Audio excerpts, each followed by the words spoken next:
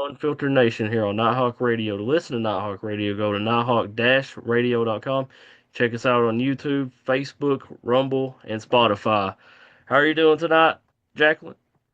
Doing good. How are you, Seth? Hey, third time's a charm. Third time's the charm. Yeah. Hey, this is episode 3 of Unfiltered Nation. Crazy how far it has went fast. Yeah, that's for sure. I started posting stuff on my TikTok and got infinitely more views the second time around than I did the first. It's went by fast for sure. These 3 weeks have. Most definitely, time flies when you're having fun and coming up with policies. Policies. How are you doing tonight, Harvey? I'm doing okay. Just okay? Yeah. You should be doing great, Harvey. We're alive. We're doing the podcast. We're on Nighthawk Radio. We're doing great, man. We're making radio great again. We are indeed making radio great. We're making Again. everything great. Yeah. Oh man. All right. So I got some cool questions for you. What's your thoughts on Cool. China owning farmland in the United States? So, I was thinking for a while about this because I'm prior service myself, and I know a lot of the issues are coming up around posts and military installations as far as security and things like that are concerned. I, number one, want to say that I really think that the focus should be not put on the ethnicity or the group of people that's potentially owning whatever land outside of, bases anywhere where there's secured information or anything like that. I kind of have the feeling that that is getting too much. Oh, this guy's a bad guy, that guy's a bad guy, this guy's a bad guy, take that part off. It could be any any country, any nation, any type of person, any ethnicity, you know what I mean, that owns area outside of these places and either could be just as bad or just as good in a certain sense, in my opinion. As far as it goes otherwise, I think really security needs to be worked from the inside out, you know? It shouldn't be so much focused on who's outside and later worrying about the concerns of our secured information getting out. It should be, let's make sure our stuff is secured before there's any talk of worrying about anybody else outside, you know? I know a lot of the issues recently have come up with drones, and there's been reports of drones spotted at military bases adjacent to specific owned farmlands, you know what I mean? There's other ways to handle that. We could be building our security up by fencing, there's different smart lighting options. There's, of course, no drone flying signs, which who knows if those will get paid attention to, but you can post them up if you want. Counter drone tech, we could be disrupting their comms with jams. We could be net firing, I guess, if we really had to, as kind of a last resort to capture the drones out of the sky, stuff like that. Radar, radio frequencies, acoustic sensors. There's all kinds of different things that we could be doing to ensure that our military installations, as well as other places with secured information, are actually secure. I think being proactive as opposed to reactive is probably more the answer on the way to go? Yep. And Texas here in the past few weeks have actually banned soda drinks and junk food from EBT. So what's your thoughts on that? Honestly, I've been on EBT myself, when I was a single mother back in Washington State. And honestly, WIC covers a lot of stuff and it covers pretty much the basic stuff, which is phenomenal. EBT does help a lot of people. At the same point, we really do need to pay better attention as to what's getting put in our bodies, whether it's women, infants, and children, or whether it's just regular families who need help. With some of the current bans and stuff like that on Red 40, you and I talked about it a couple weeks ago, I want to say it's really going to be a widespread thing. I mean, I can't necessarily say that I don't drink soda every now and again because I totally do. And occasionally I'll go out and get McDonald's with my kids or whatever. But it being banned, I don't know if necessarily is the way to go about it. I could honestly see it being kind of like a specific portion of EBT like allotted to that. You know what I mean? I know like pre-prepared food is usually not covered on that when it's already cooked. And realistically, that could even be portioned out to an amount that, each individual or their family is covered with EBT because it's not always convenient to grab all the food and have to make it yourself. Sometimes you just don't have the time. Sometimes you got five kids. Sometimes you got three jobs. Sometimes another thing comes in actually that I wanted to touch on with this one. When I was living in Germany with my family, I wanted to shop off post so bad, and I speak German. So I had really wanted to get out on the economy. And my teenager, well, he was young then, but he was like, Mom, I just want like, American brands. And it was hard to get him to, as a child, want to kind of venture out and try some German food from the German stores. And I think it was beneficial kind of that I didn't give him a whole lot of options, but also taking away a staple, from his nutrition the way he saw it, because obviously his view is a little different than mine as an adult and as a parent, that was still a big deal for him.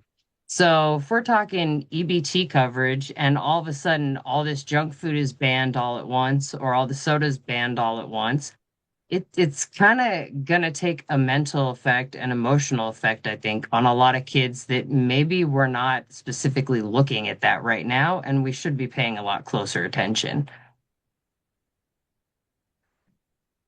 Do you support stimulus checks? Stimulus checks, I do and I don't. I do and I don't. And that is mainly because I think that really what we should be focusing on is building up our economy. Uh, yes, stimulus checks can be helpful. They most definitely can. And there's a lot of people who can use them and do need them. And especially in a time of crisis, if we're talking a pandemic or something of the sort, it's very much understandable to extend financial support to families because they're going to need it. But at the same time, I'm a firm believer in building up the economy through more jobs, through more education, creating more jobs through education, things like that, and essentially be able to support ourselves and support the people we have in the working industry, support the people that do need the help, you know what I mean, here and there, and really have a strong enough economy that we don't have to rely on stimulus checks. Stimulus checks every now and again when it's an emergency, when it's a crisis, yeah, that's great. But we also need to be teaching our kids, I think personally, in my opinion, you know, not everything's just going to be handed to you at some point in life. That's the reality of it. You're going to have to go out, you're going to have to work, you know what I mean? You're going to have work ethics. You're going to have a good, stable, something that you can rely on with your job. And our economy should be stable enough to be providing that for people without them having to be concerned if, oh no, we heard we were going to get a stimulus check and now we're not. Definitely. Work ethic is very important.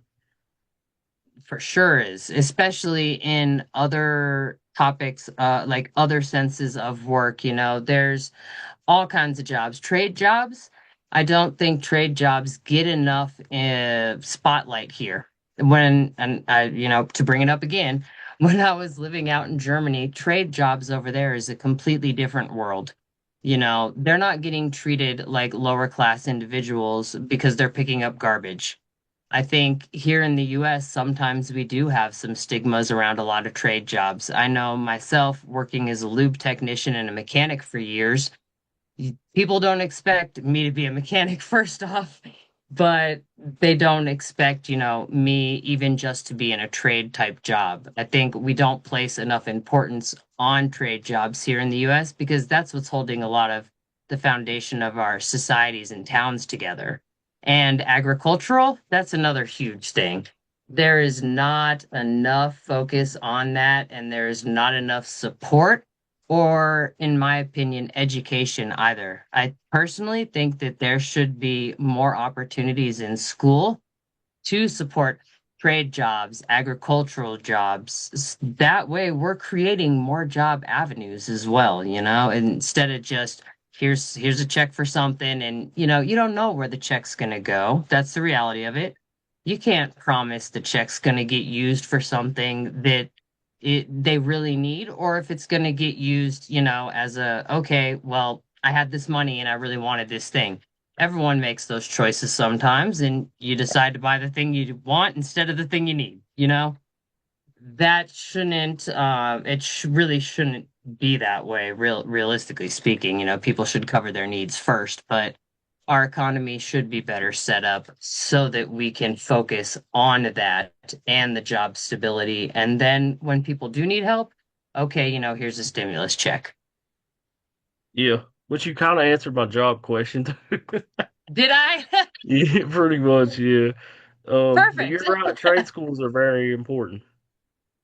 Yeah, they really are. I mean, we would not have gotten, I think, nearly as far as we are as a society, or, as a society, as a people in general, if we did not have a history of trade jobs. That's like the beginning of all jobs. Very true. Definitely. Hey, Definitely. Seth, I want to add to that. What is it? In my in my days, the difference in and when I was younger and now, the parents are probably they're afraid of their kids are failing. They want to fall. I mean, when we were growing up, if we fell on our bicycle, hey, we got back up, started riding again. But that is the difference in my day and today. Now they just, well, I don't want my kid to fail. They're not perfect. They're going to make mistakes, and they need to learn. And when they do make a mistake, they need to learn from it and try to go on. Oh, I completely agree. Yeah, I 110 million% agree. I know with my kids, my teenager, he hates failing or feeling like he doesn't know something. Even my husband, and he's the same age as or close to the same age I am. We're almost 40, you know what I mean? So it spans across all generations. I think the important part for people to remember, and I think let me know what you think on this one, Harvey. I think this is kind of where you're hitting on it though, is that you don't learn anything if you don't fail. You really don't. You have to fall off the bike to learn not how to fall off the bike. I snowboard. I use that as a perfect example for people. Yes, You got to learn how to fall down. You got to learn it. you can't That's get all. nowhere if you don't try. Right, As simple as exactly. I that. mean, and I'll tell you what, I flew over the handle of my bike plenty of times and into tan bark and into all kinds of different things and still was like, okay, that hurt. Give me a minute and I'll get back up. I think our education system currently is not set up as well as it should be to help kids navigate, failing at something or being wrong about something. One of the things, you guys let me know what you think about this, Harvey said. I hate the fact that people think the word ignorance means that you're stupid because it doesn't. Ignorance just means you don't know. Unfortunately, it has a negative connotation to it these days where it's like, oh, you don't know and you're an idiot. Well, that's not the truth. You cannot know a lot of stuff. I don't know a lot of things.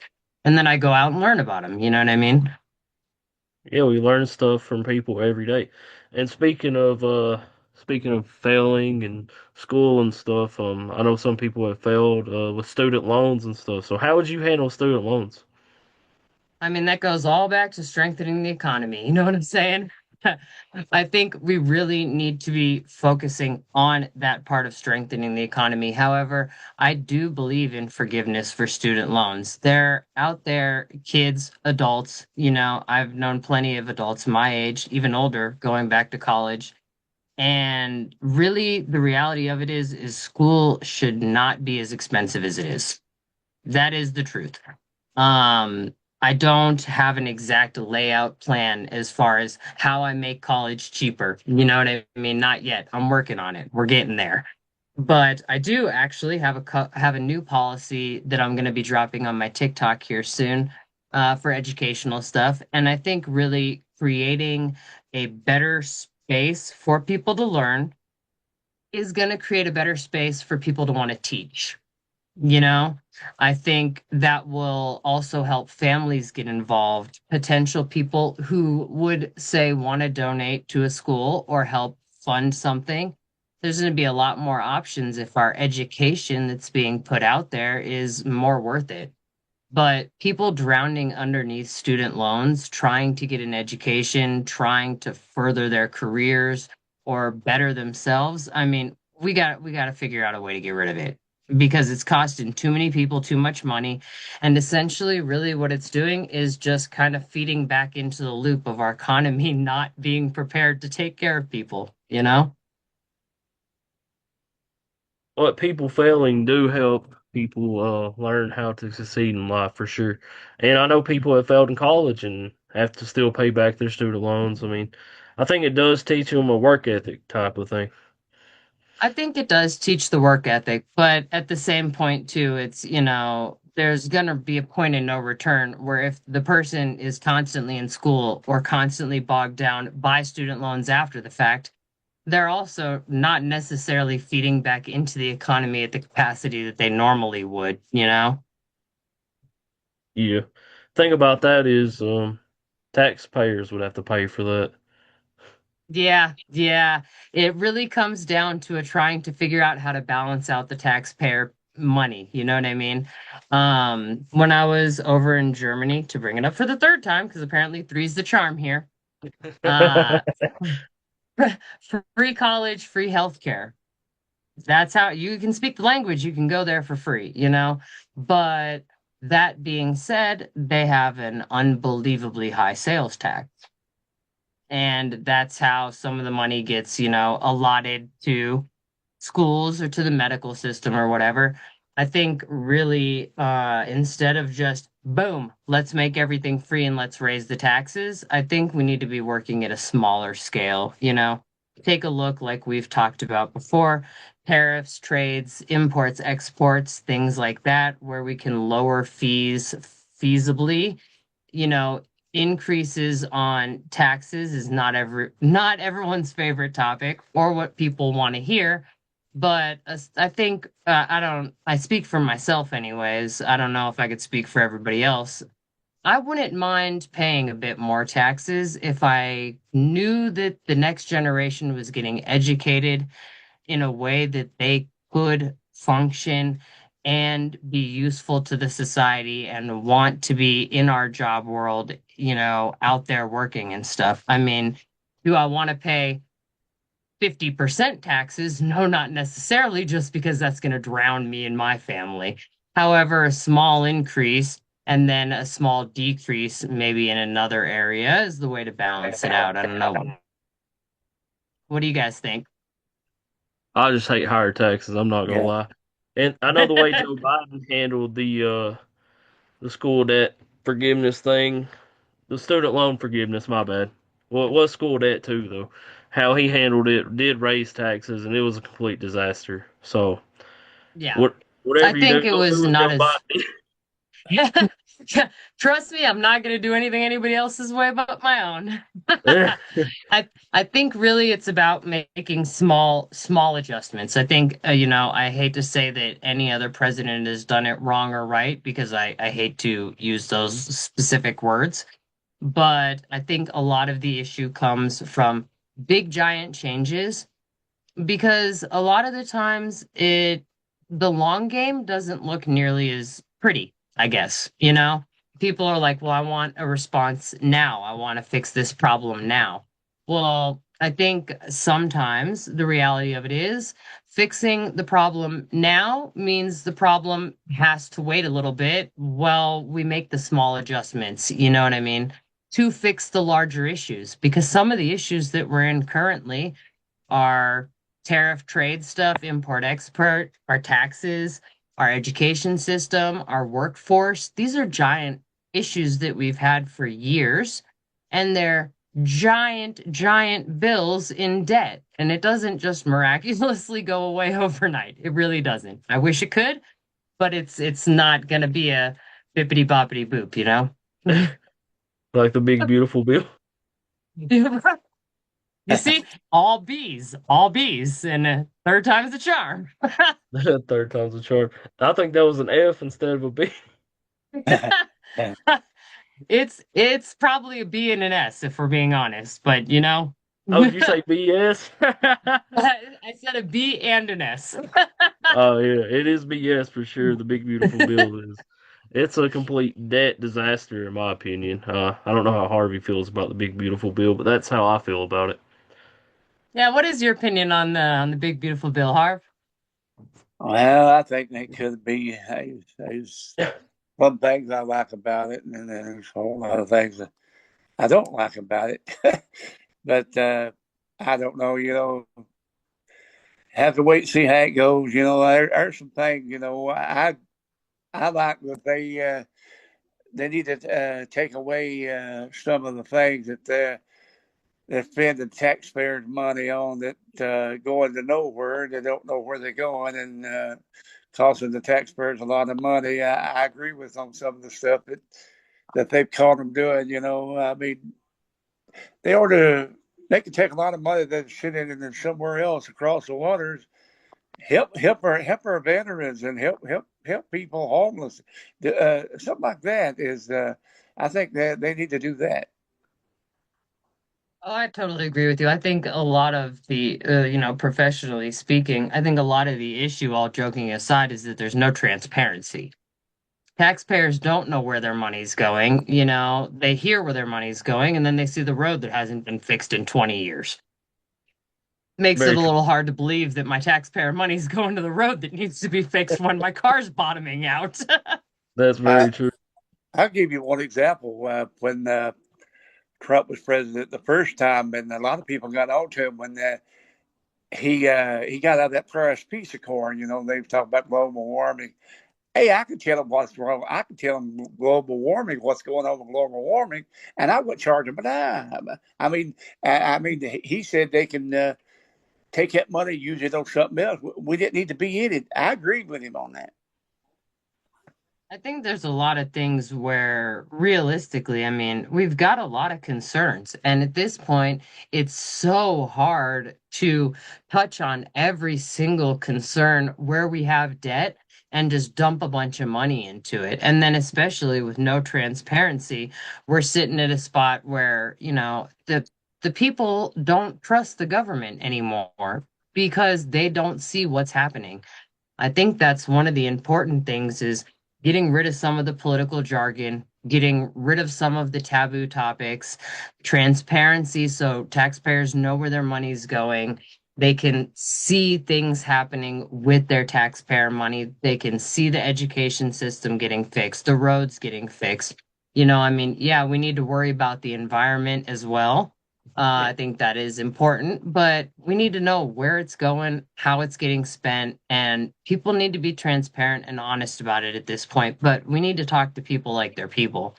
Dropping a 1,500-page policy in all political or medical jargon is not going to help anybody understand what's happening. No. All right, Harvey, you ready to ask your questions, brother?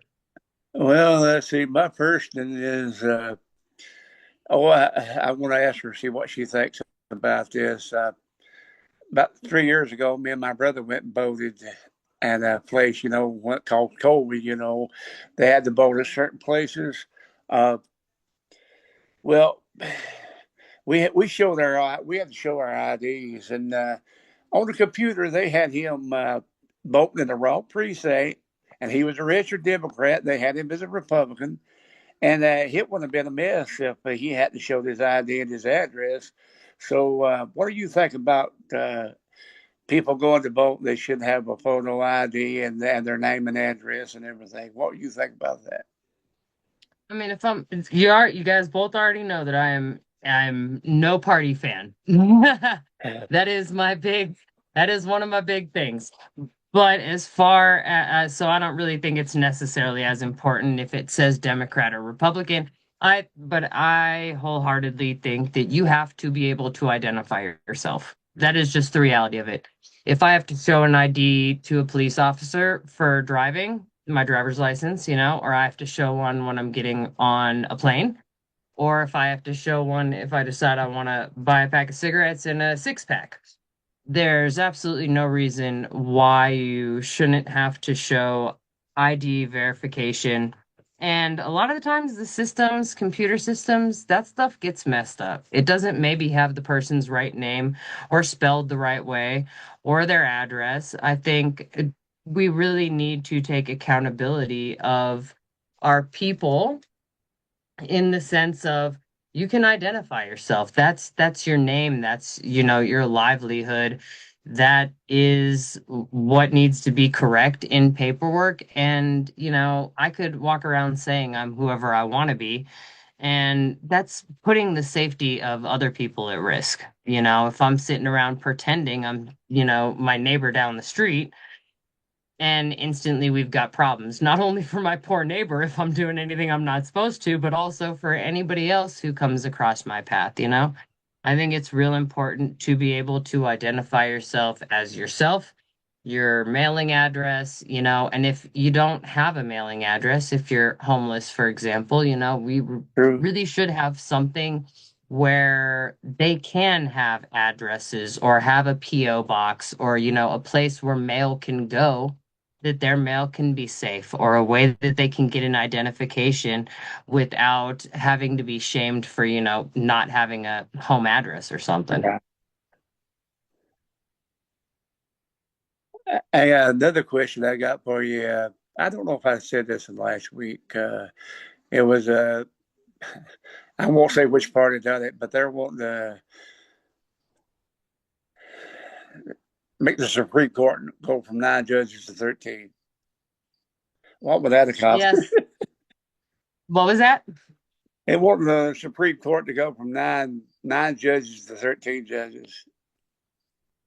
I mean, I think at this point it's less so in my personal opinion, it's less so about a number and more so about quality. Are the people that we have in the Supreme Court, are they able to cover the job that they need to cover?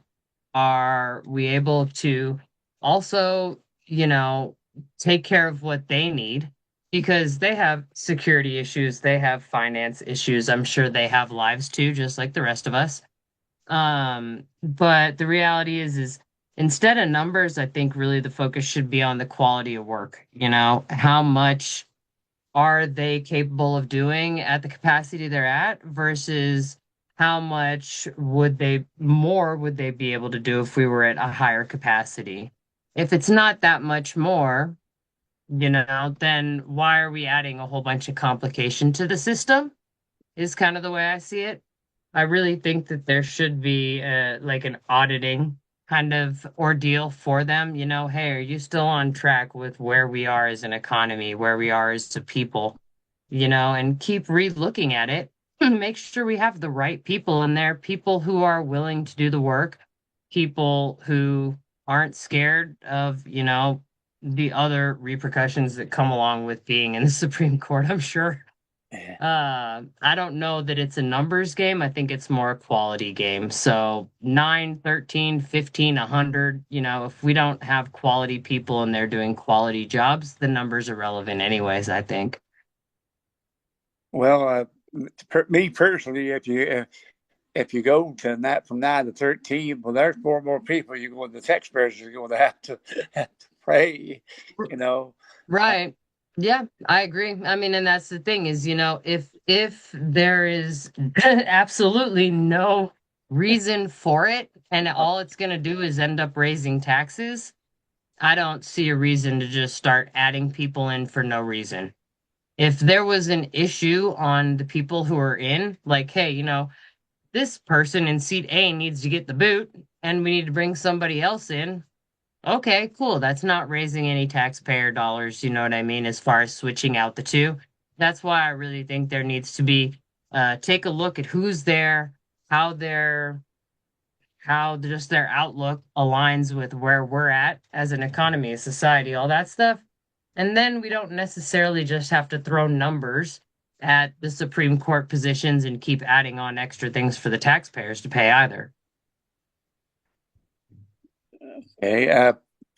I got another in there. I think I saw the day that I guess Congress is going to work on a bill to ban any member of Congress to do stock trading, especially while they're in office. I mean, honestly, I think at that point, let's just be real about it. It's like it's policing the police, you know? I think that's what that comes down to. Is another way of saying we're policing the police, you know? Which I think is a really important thing. Yeah. I really think that we can't have people in a system who are looking out for their own benefits only or where something directly benefits them as an individual.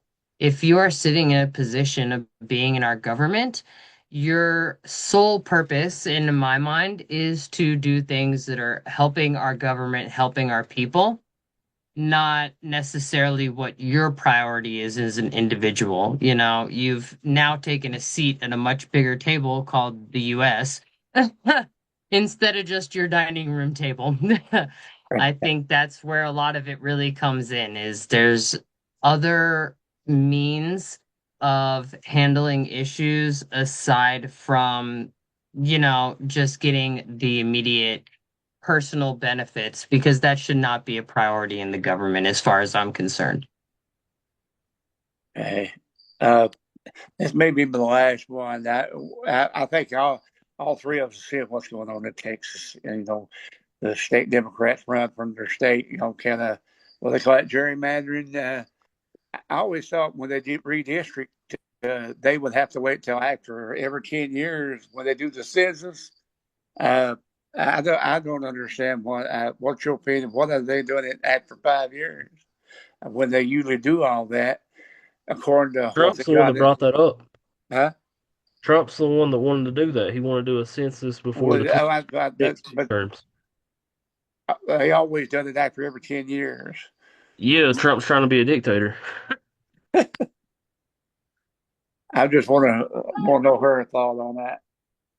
I mean, I think as far as what's been done versus what's getting changed, I think that we need to do a step back and we just need to revamp a lot of systems in general.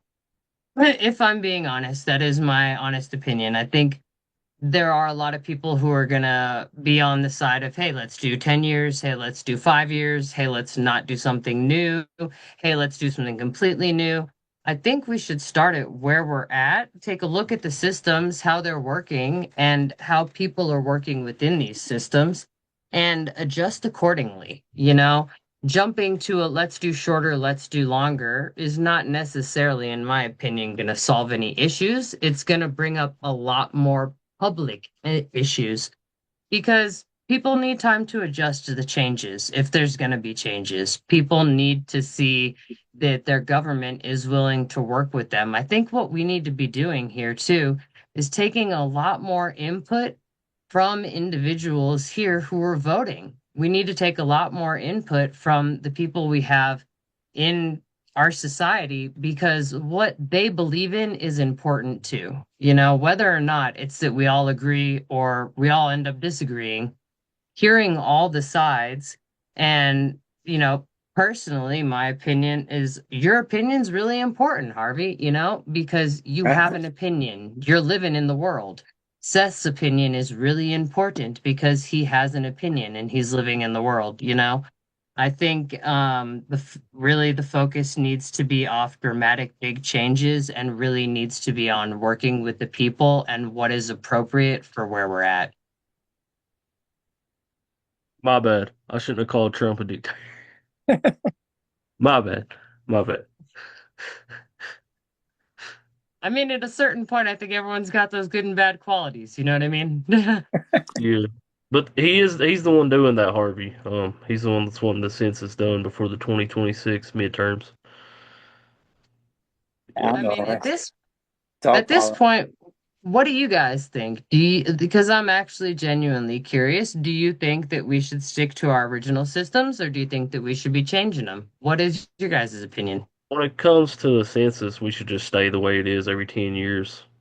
In my opinion. In You my like opinion. you like the consistency of it? Yeah. Yeah. What's your opinion on that? Do you like it every 10 years or do you want it like every 4 years or every 5 years? I mean, so I'll tell you this much up front. I'm gonna be honest, I don't like even numbers. I don't know why. Number five was always the best CD track ever. So I kind of always lean towards the number five, you know? Um, but I think the 10 years has been working. It's not necessarily that I want to change it. It's more so that I want to take a look and see, the underneath workings of it and really get accountability as far as what's happening, how it's working, if it would be better to change or if it would be better to stay the way it is and take, normal people's opinions into account too. Yeah. What's your opinion, Harvey? I, I, I'd like to. I mean, they've been doing it every 10 years ever since I know they've been doing it. And I think they ought to just leave it the way it is. Yep. I I think honestly too, one of the things is there's, potentially not any issues with the 10 years that we have the way it is now. But the issue comes into with do we all have the information that we need to be able to make a decision like that? And I'm going to sit here and venture to say that none of us have the open back door. You know what I mean? So there could very well be something where let's say, and I'm not necessarily going to say, hey, change it. But let's say I was on that side of the fence and Seth and Harvey, you guys are over on the 10-year side of the fence. None of the three of us would probably have the transparency that we would need to make an accurate decision on if we think it should be changed or not. I think Exactly. that's an important focus, get the information out there because right now we're only able to make decisions based on what we see or what we hear. I'm not saying that your guys' opinion would change any, but it would be important to have all the info. You know what I mean? That's very true. When Trump promised us to tell us everything that's going on, he hasn't told us nothing. And I, I voted for Trump. I voted for him because of that. And plus, I you didn't like Kamala know, honestly, the reality of it is I feel like a lot of people say that they're going to be transparent, and then when it comes down to the being transparent, it never is, easier said than done, right? I think really a lot of trust would be built back here in the US with just, taxpayers, everybody really. It doesn't need to be, oh, hey, let's just have a free for all in the White House. Hey, here's this policy we have. Here's how I got here. Here's, how I built up my opinion. Here's the steps I'm taking. It can be small things, I think, to start with. And, prove that you're going to be transparent about it and then put the rest of the info out. The United States and the American people are not a bunch of fools. They can understand things. They have their own life experience, which needs to be taken into account. And they have stuff to bring to the table too. So, full transparency, I mean, let's just be real. I think the American people deserve that at this point. definitely. Hey, what's your thoughts on Trump building the ballroom in the White House? Have you heard about that? I have not heard about that one. So give me a lowdown real quick. We're talking dancing ballroom. Harvey, do you know more about? All I know is he's building a ballroom, but I think he's They're paying going for they it himself they're going to build supposedly. a ballroom there, and I'm thinking about going there and dancing with them. Dancing with Melania. You said it, I did. No, I Uh, I think he's mean, paying for it himself though. does anybody know how to dance anymore? Can we be Trump real does about it. that for He a does like second? this. That's all he does. He does the. hey, if he gets that ballroom built, then she gets president. She gets to dance in the ballroom. I mean, I'll tell you what, I've been wanting to learn some salsa for a long time, but I used to do ballet when I was younger, so I can dance. It will be a whole kinds of dancing room if that ballroom gets built, I'll tell you. I don't have a problem with the ballroom. I really don't, because honestly, we should bring back some old dancing. We should bring back some swing. We should bring back some line dancing. We should get back to some of that stuff. However, if it is taxpayer dollars paying for a ballroom in the White House that the taxpayers are never going to see, I don't know. That's the way to go about that. You know what I mean? Yeah, he said he's Uh, gonna pay for it himself, but I don't know. okay, you talk about speaking the taxpayers' money. I think the taxpayers are going to lose a lot of money Friday because I'm my opinion. I don't know what your all's opinion, Oh, but Russia, baby. him and Putin meeting in Alaska, Anchorage, Alaska. I don't see them accomplish nothing. I mean, if we're being honest, there's so much stuff going on in that aspect that we don't have all the information either, but I don't see anything beneficial coming from that. And I will tell you this much, everything in Alaska is a lot more expensive. Yeah, I think really what is the motive behind the door that we're not seeing? You know, that's what I want to know. I want like let's get a cam in there and I want to know what's being said or what's being translated or how people are translating it. You know, a private meeting to me seems like one of those that's a transparency issue again, you know?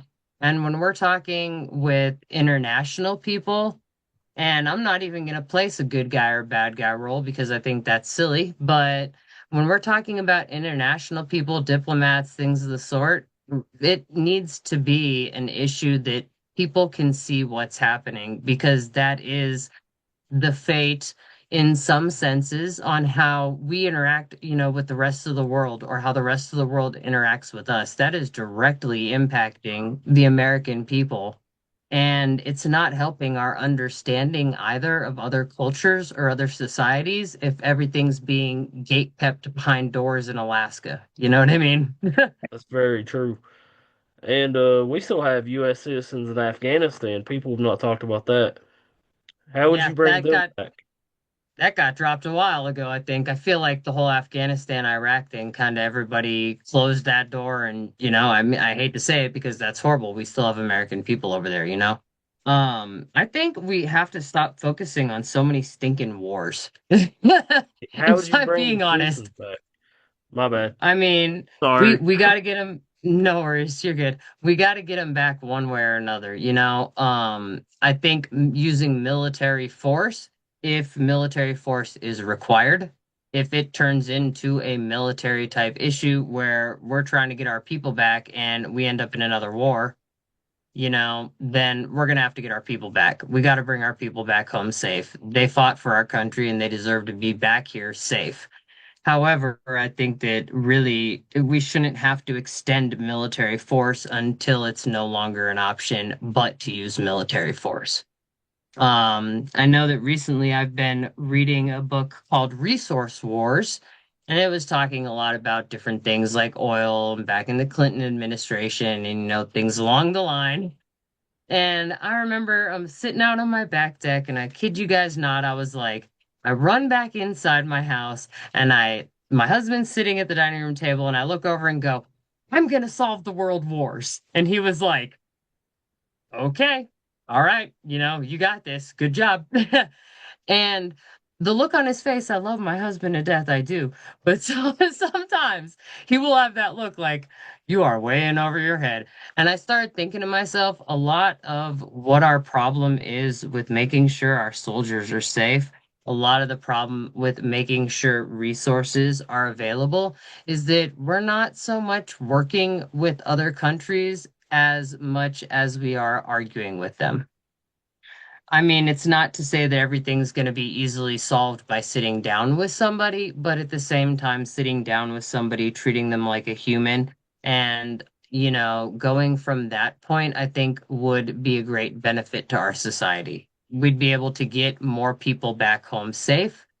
We'd be able to have better understandings with other countries about their culture, about their education, about their healthcare system. I mean, I know it sounds, a little bit off the wall sometimes to people, but global solidarity, I think, is really important. We're all living on the planet. People who obviously don't want to help the US or don't want to help the own country that they're in, or our own people who don't want to help. There's legal repercussions for those kinds of things. However, I don't think that being a big giant world police is the way to go about it either. Forcing a hand isn't how you get people to understand. How you get people to understand each other is by talking to them and learning together. I think that we could meet a lot more people with humility and humanity that would help save a lot of our people who are overseas, whether or not they're there in a war zone or whether or not they're stuck there afterwards. Definitely, definitely. Harvey, you got any more questions or? I think that's all I had wrote down. All right, man. I mean, we So, got so many more plans for these, so oh yeah, we got about 4 years. We got debates coming up as well. I've talked to other presidential candidates about doing a debate. It could be are they happening here in the excited? next couple of months. Oh, yes, are they excited or are we talking like already shaking in their boots? Excited, hopefully. Good, good. I Excited, always hopefully. love a good debate. Oh, you're the only person we're going to do a show with, though. Well, I gotta say, I'm a little bit flattered. I might be blushing. Nobody can see that though. No, we appreciate you doing this every week and for sure taking the time out of your schedule to do the show every week. I mean, it takes dedication for sure, and we I mean, appreciate it. it really does, and I appreciate you guys letting me come on here and do this because I will tell you what, I have no prior political background. I will be honest with you. I got no prior political background. I'm just another normal person going through a day-to-day life. Got a teenager in the school system, got a special needs kid, have 50 million jobs myself, and it really is hard to get your name out there and to prove that you're going to be there and talk. And you guys are really giving me an outlet to do that. So I can't even say thank you enough. I appreciate it really. We definitely Well, appreciate you for hey, sure. hey, Sorry, Harvey. one thing for sure, you made two friends.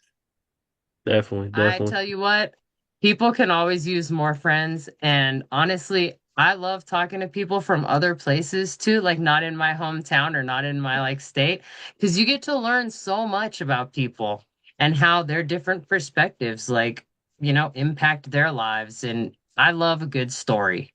I love a good story. So I'm always here for that. Yeah, I know I got a different perspective on student loans than you do, which is I fine, mean, which is fine. you know what? One of these days we'll get in a debate about it. Yeah, but I this is think your show, so I don't want to debate you I about it. Just want to get no, your I don't view. mind.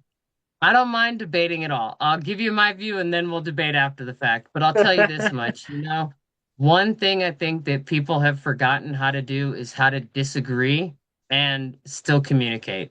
I mean, yeah, there's things that are no sways, racism, sexism, things like that. Those are a no sway. You don't get to disagree and pretend like you're standing on a high hill. But disagreeing about other things, small things, or even politics things, even religious things, as long as you're not being rude or disrespectful, people can disagree and still communicate. That's how you learn things too. Yeah. That's true. That's very true. I do got one more question though. We got about 10 minutes. So, what is your thoughts on the government trying to get rid of AM radio in cars and only have FM radio playing? I mean, that's weird to me, mainly just because I'm so used to AM radio and FM radio being in cars, and I'm a big car person, working on cars myself. I'm a big car person. At a certain point, how much money is it gonna save, or how much distraction is it really having AM radio? I mean, and honestly, I gotta tell you, I'm getting kind of accustomed to the forgetting to click over to FM and hearing the little scritchy scratchy that comes through my radio when it's AM, you know? Yeah, I think it's where on AM radio you can hear more different political views and alien shows and Bigfoot shows and I conspiracy think theory shows there's and everything. Yeah, I totally agree. I think that there is an outlet, that has kind of been a staple to AM radio. And then I think there's a lot of outlets that have been a staple to FM radio. And the reality of it is if you're cutting out one, you're not giving people an option anymore. They don't have a choice of what they're listening to. Now you're being forced to listen to whatever is on FM radio. So, in my personal opinion, I don't think AM radio should be gone. But if that's what's going to happen, then we need to broaden the spectrum as far as FM radio is concerned. They can go ahead and the AM radio shows can get their stuff on the FM radio. You know what I mean? I think that has a lot to do with it. They're trying to get rid of. I think a lot of people's getting information from AM radio that the government doesn't want the people to hear. I mean, I think a lot of information stuff that we get as a people comes through the internet, comes through AM radio, comes through people talking, comes through I'm gonna go out on a limb and I'm gonna probably piss some people off, but through filtered political views on news stations is the Newsmax, reality of Fox it. News, CNN, everything.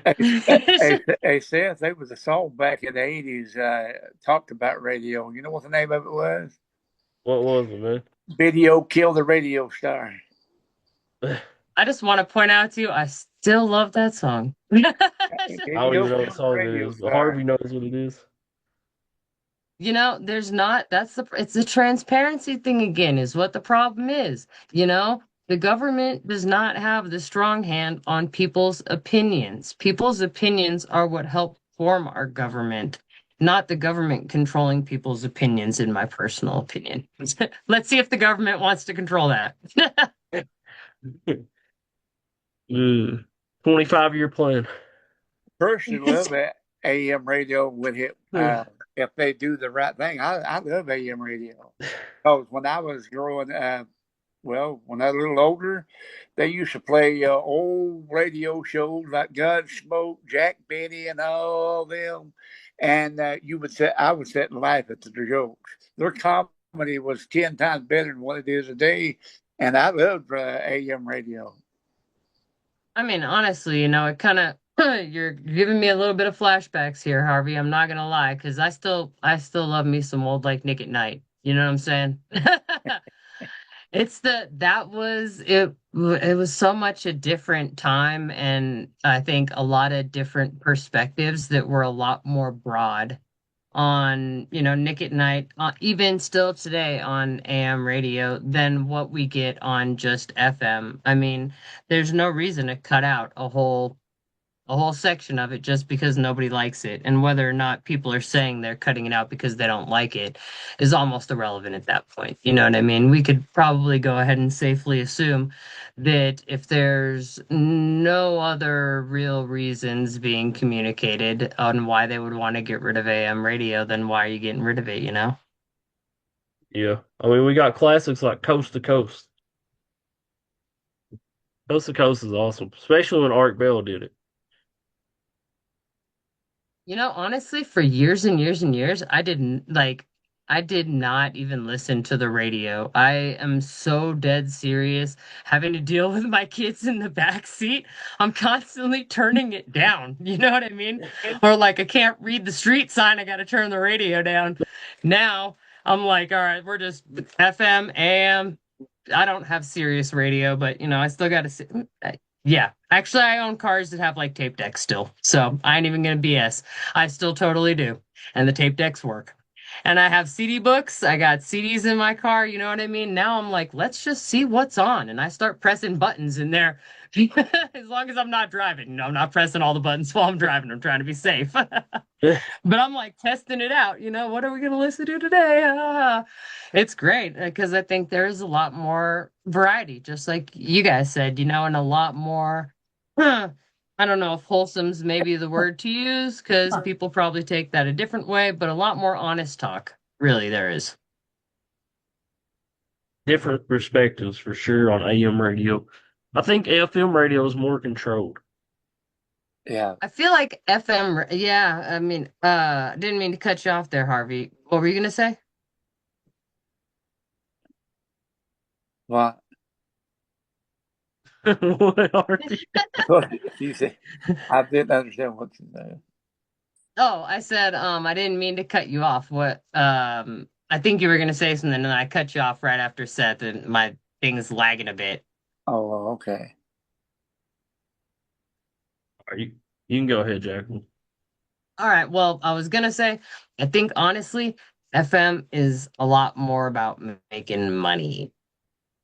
And what is more popular, if I'm being honest? What's the hot topic? What's the hot topic? Let's put that on there. Let's do that. Let's put it on there, put it on repeat 50 million times. You know what I mean? And it's more so, I feel like, about money and ratings than it is necessarily all content. And I think there are some really good shows on FM radio that do have some content, but they get drowned out by the rest of the nonsense that doesn't, or a billion and one commercials. And I can't tell you, once I started listening to more radio, because I my CD thing broke and my USB was all messed up for a while, and I hate electrics and cars. But fact of the matter being, once I started listening to it, I was like, man, I have heard so many ads on what was it? I can't even remember the company, but they will buy your house and they will give you money first so you can buy another house, and then they'll help you fix up your house. And I kid you not, it was like I was driving home from the Black Forest. I took my youngest out for a hike after his therapy last week. And I heard about this thinking commercial like 7 different times. And I'm like, first off, I don't even know that that's what they're going to do because I don't really think you're just going to give me a whole bunch of money to go buy another house and then fix up mine for me and then sell it at the highest price. I don't think that. But I definitely know that that's what they're saying on that commercial because I heard it so many times. That's what keeps it going. Edge. That's true. We They got a few really, they ads here. Ads aren't too bad. They're not too bad, but I have heard some like important, stuff where I'm like, oh, hey, I didn't know about that, or something that I'll go look up. But I mean, getting bombarded with ads at a certain point is like, why? So one of my big things, when I first decided I was going to run for president, I was trying to figure out what kind of policy I could come up with that would help people. And I wanted to destroy all the billboards. That's what I determined. Because one, educational purposes, two, job purposes, three, recycling purposes. We have advertising all over the place. It's on the radio, it's on the internet, it's on the internet radio, it's in magazines, it's on newspapers. I still read newspapers occasionally. I know a lot of people don't, but it's in there too.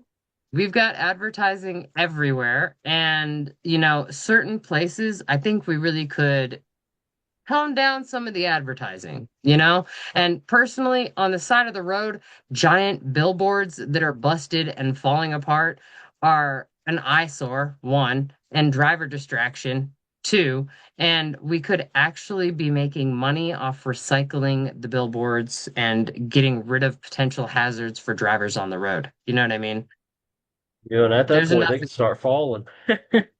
I mean, they're already doing that. That's very true. I did. That was an awkward laugh, by the way. Yours or mine? Mine. That was an awkward laugh. What I was Oh. talking about, they're already falling. I mean, you know what? I think everybody has like at least three different kind of laughs, if we're being honest. It's like ugly crying, you got your like weirdo laugh, the awkward laugh, the like, is something coming out of your nose laugh. That's normal. Yeah, because billboards falling is not funny, just so everybody knows. Right, not funny. Big hazard, real actual problem. They need to come down. That's facts. Yeah. All right, we're running Yeah, out of for time. real. Oh, my bad. Go ahead. All right. No, no, I just said for real. Yeah, so running out of time? We indeed are, I think, aren't we? We're getting close. Yeah, we're almost up on an hour, and I got to end in about 58 minutes. Yep, yep. So think you guys are gonna have a load of questions for me next week, yeah? Absolutely. Everybody can listen to Unfiltered Nation every Sunday at 8 p.m. Eastern Standard Time on Nighthawk Radio. Go to nighthawk-radio.com. Where can people follow you at on TikTok? TikTok, so that's gonna be XODOLLYGIRL.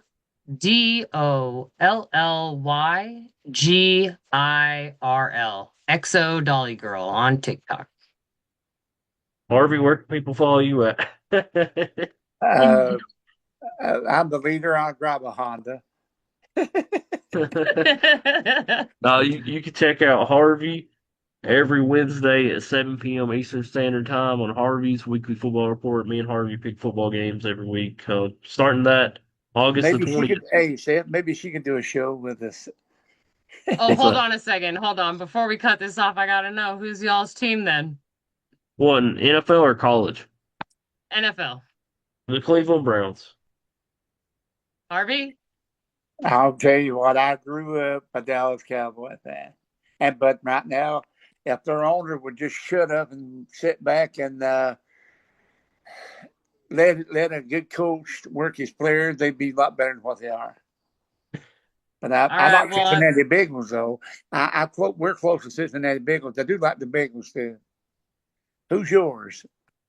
ooh, guys, y'all are sitting down, right? I probably should mentally prepare you for my answer.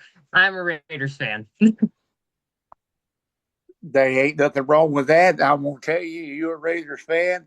I can remember when they had Jim Plunkett and John Madden as their coach, and all them defensive players they had, Howie Long and all them. Hey, I'm older than you, so I know. I love them, and I got a story to tell you right now. Back in 1984, Harvey, only got a few seconds, man. well, uh, I told everybody that the Raiders was going to beat the Washington Redskins back in 1984, and they wouldn't listen to me, and I was right. I burned them up. There you go. See, that's a good way to close the show out. This has been Unfiltered Nation. Everybody have a good night and God bless.